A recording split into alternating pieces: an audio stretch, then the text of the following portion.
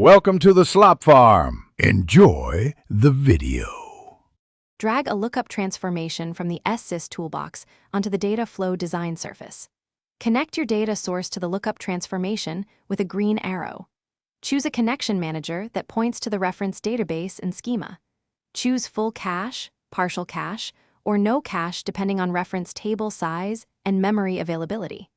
Use full cache for small reference tables and partial cache for larger ones that still fit memory. Configure the lookup table or SQL query that returns lookup rows for matching.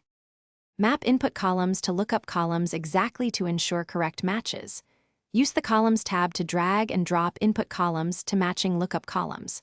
Select how to handle no-match rows, redirect row, ignore failure, or fail component according to your workflow. Optionally use a SQL query in the lookup source when you need filtering or parameters. Set a 30-second command timeout if queries need extra execution time or if the database is slow. Use full cache for reference tables under 100,000 rows for best performance.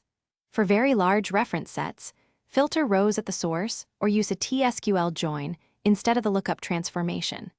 Enable 64-bit runtime and increase default buffer size or default buffer max rows if memory is constrained and you still use full cache. Monitor execution with data flow performance counters to spot buffer spills and long lookup time.